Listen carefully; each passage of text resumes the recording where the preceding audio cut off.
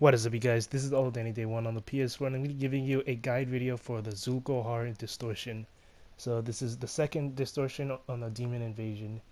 So the mechanics I'm going to explain to you, not necessarily the mechanics, but this guide is going to explain the mechanics of this. So I'm also going to explain the team setup, and then I'm also going to explain symbol setups for specific roles. So the team setup you're going to want to have one tank, two supports, and then the rest is DPS. So that tank, I would highly recommend having a knight, and then the two supports you want a lightbinder and then an alchemist. And then for the DPSs, I would recommend maybe two at the very least, or at the most two melee DPSs, so berserker and revenant. And then the range classes can be gunner, outlaw, necro, cryo, anyone really. I'll explain why you don't want everyone playing revenant in a bit, but that setup right there for your team is going to be pretty useful. At least from what I've noticed, we noticed a huge difference in everything. So go ahead and try to get that team set up and everything. Find out who's gonna play what, and yeah. So we'll go on, and I'll explain the symbols now. So now for the DPS symbols. So with the symbols you want to go with for the DPS, this is going to be kind of the setup you're going to want to go with. Now for the second row, you don't have to go with the very last one that gives you the additional dashes. That's only going to be used for two people. Those two people that it's going to be used for are the ones that are going to be gathering the fire orbs and then putting it into the blue orbs. If you're not one of those people, then just go ahead and stick with emergency maneuver dodge. Now, if you are those two people that are going to be on the fire orbs, it's going to be very useful that you don't waste all of those dodges, because it's going to be important for you to get to the fire orb and put it into the blue orb. So you want to make sure you can get to it quick. That's why you want to have those additional dashes.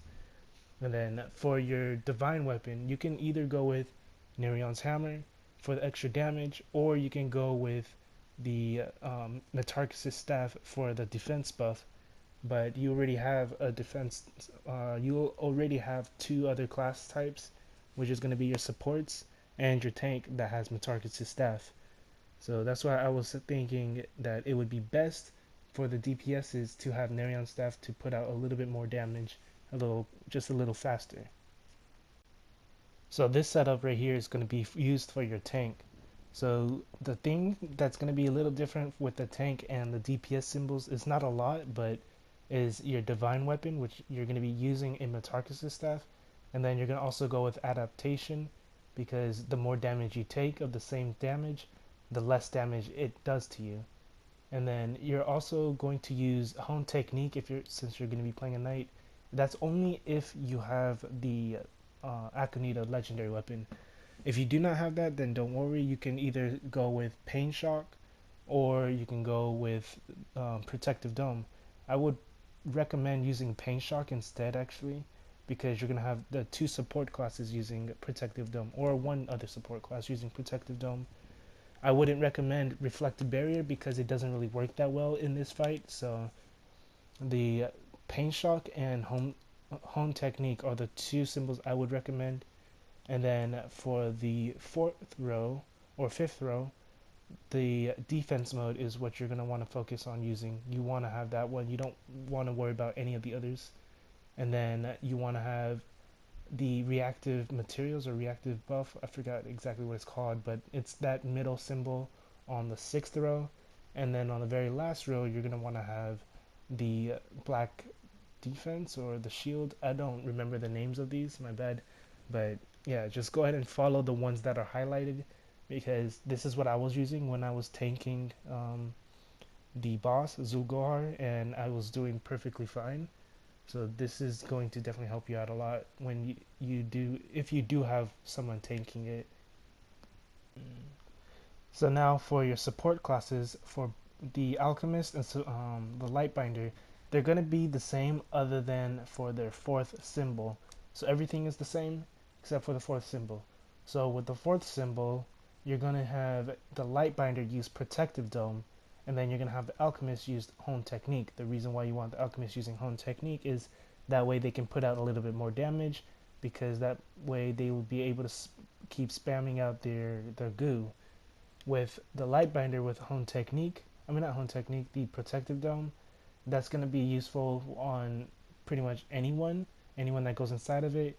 They get a reduced of 60% damage done to them.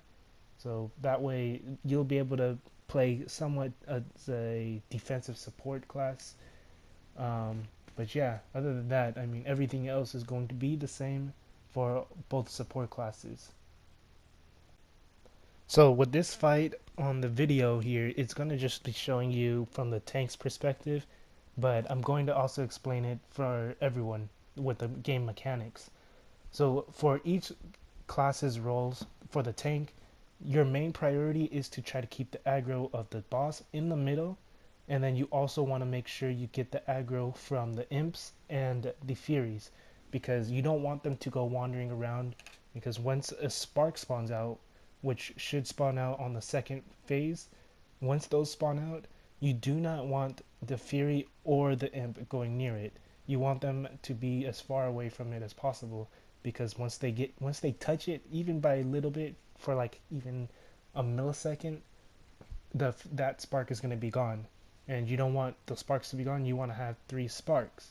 So as a tank, it is your job to make sure you keep the boss's aggro in the middle, and then you also keep the ads, both the imp and the furies, on you.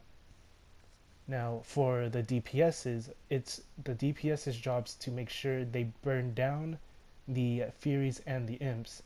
So whenever the furies spawn out, if someone calls out fury or imp, you want to make sure you lose your focus from the boss and start focusing on the imps and the furies, because furies, they can also spawn out the blue orbs, which the blue orbs, when they're spawned out, they will do damage over time, but they will also, once they grow to its max capacity, to its max size, they start doing one shots. The only way they will one shot is when an imp throws out a little energy into it.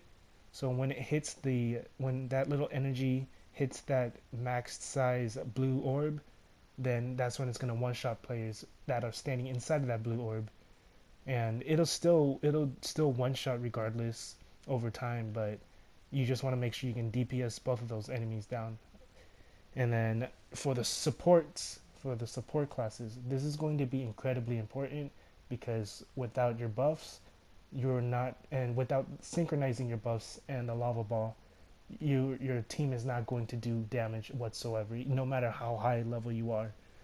So with the support classes, only time you buff is when the lava ball hits the boss. So as you can see right here, there's a lava ball right there. So the only way it'll hit the boss is it'll follow the player with the red ring above their head.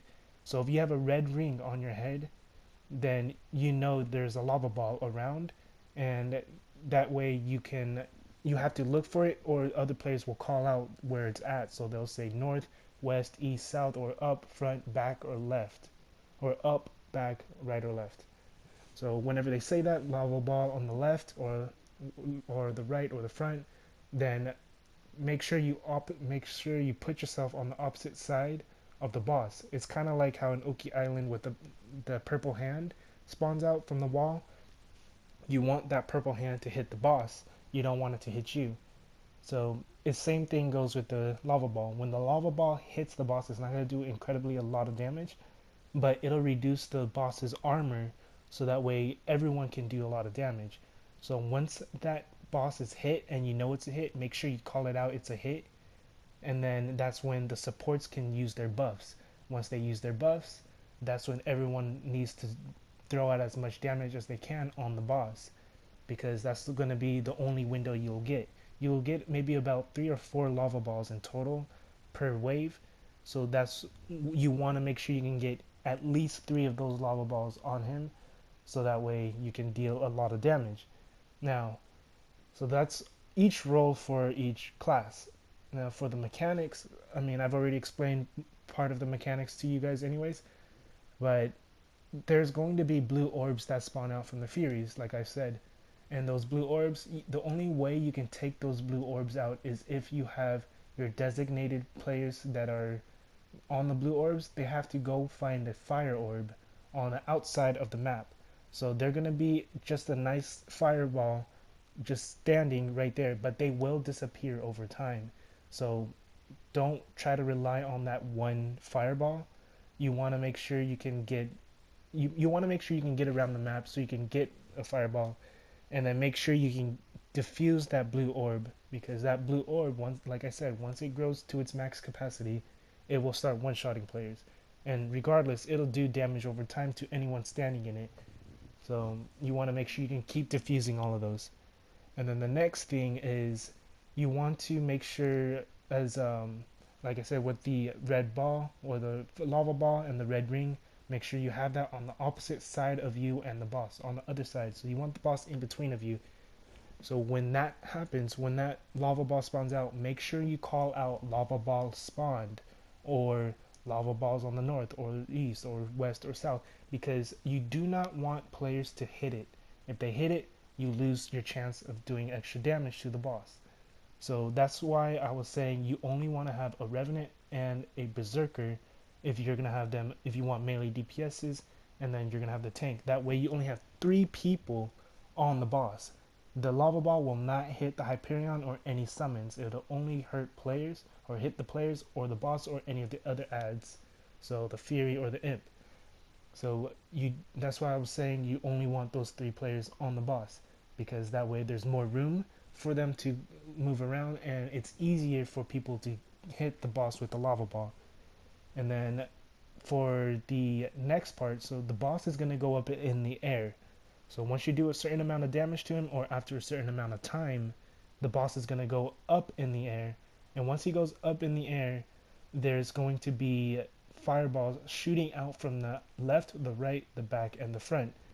So you can either stay in the middle and make sure you don't get hit, or you can choose a side to go to. So if you go to, let's say you want to go to the front, if you go to the front, you stay in the front and then turn around so you can see the left, the right, and the back.